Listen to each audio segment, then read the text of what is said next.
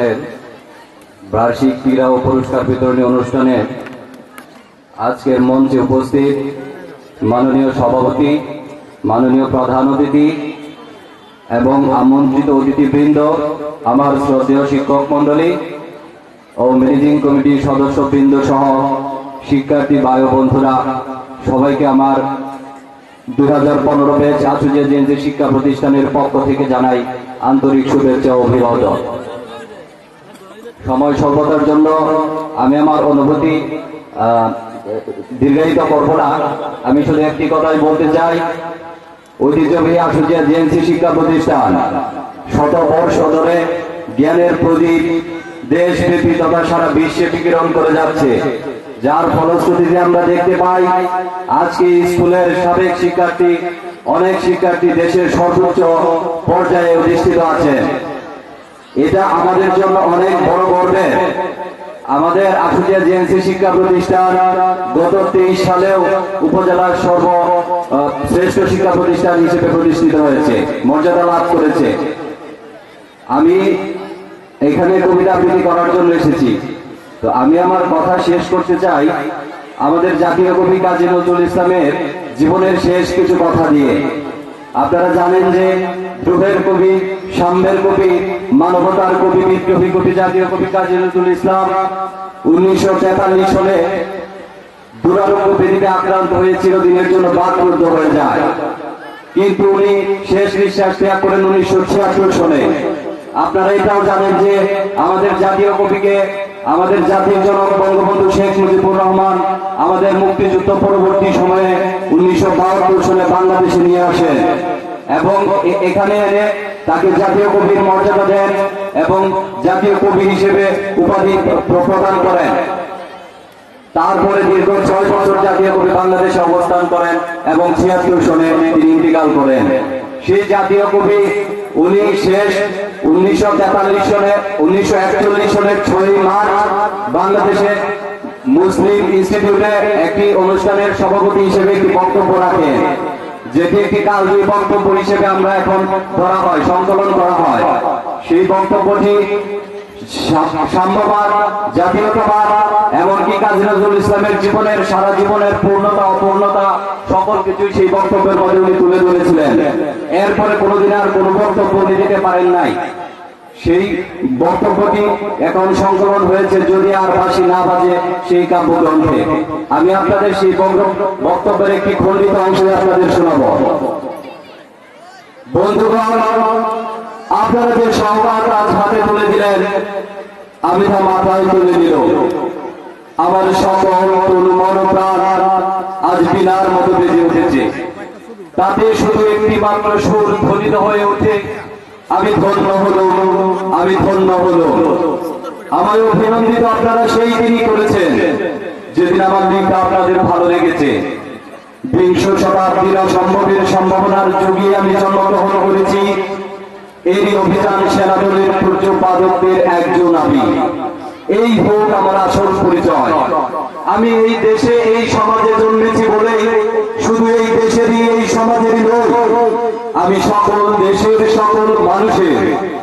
কবি চায় না দান, কবি চায় অঞ্জলি, কবি চায় প্রীতি। কবিতার দেবতা সুন্দরের প্রকার।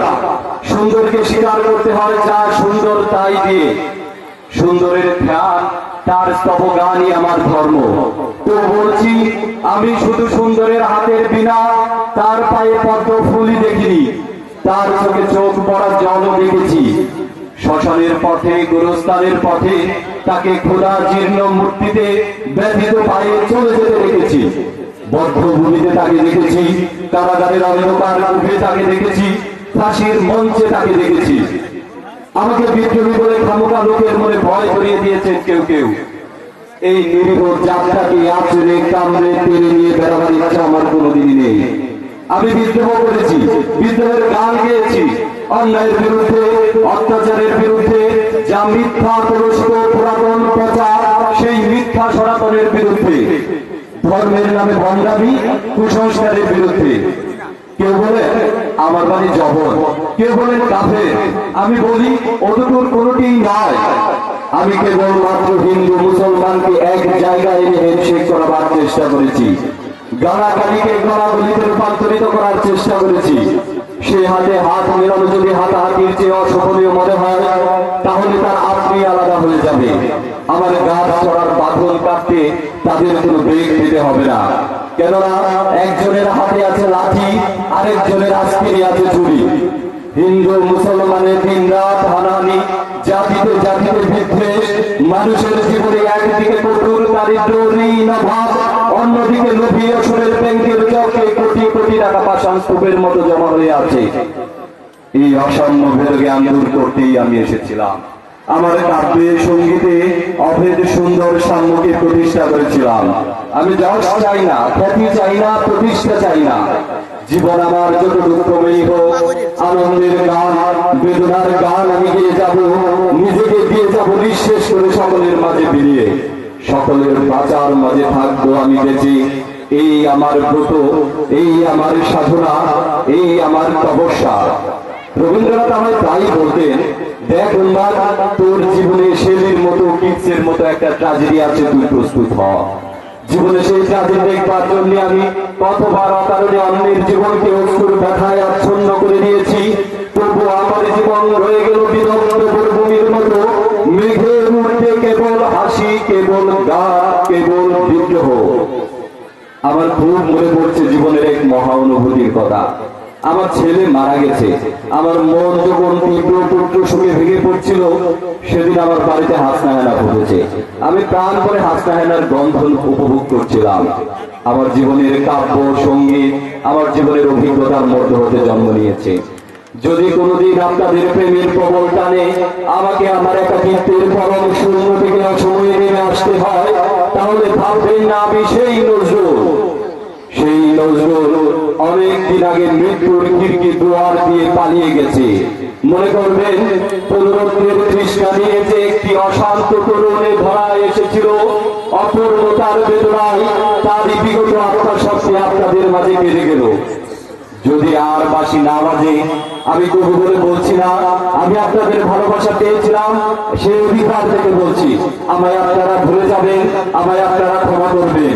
বিশ্বাস করুন, আমি কবি হতে আসিনি, আমি নেতা হতে আসিনি। আমি প্রেম দিতে এসেছিলাম, আমি প্রেম পেতে এসেছিলাম। সে প্রেম পেলাম না বলে আমি এই প্রেমহীন নিরস পৃথিবী থেকে নীরব অভিমানে চিরদিনের জন্য বিদায় নিলাম। যেদিন আমি চলে যাব, সেদিন হয়তো আমার নামে বড় বড় সভা হবে, কত প্রশংসা, কত কবিতা বেরোবে আমার নামে। দেশপ্রেমী, ত্যাগী, বীর, বিদ্রোহী, বিশেষণের পর বিশেষণ, টেবিল ভেঙে ফেলবে থাপ্পড় মেরে বক্তার পর বক্তা। এই অসুন্দরের 4 দিনের শ্রদ্ধা নিবেদনে বন্ধু, তুমি যেন যেও না। তোমার বাড়ির আঙিনায় পায়ে পেশা একটি ফুল যদি পাও, সেইটিকে বুকে রেখে বলো বন্ধু, আমি তোমায় পেয়েছি। তোমাদের পানে চাহিয়া বন্ধু আর আমি জাগিব না, কোলাহল করি সারাদিন মান, কারো ধ্যান ভাঙিব না। নিশ্চল নিষ্ঠুর আপনার মনে করিব একাকী, গন্ধ বিধূর্ত। ধন্যবাদ।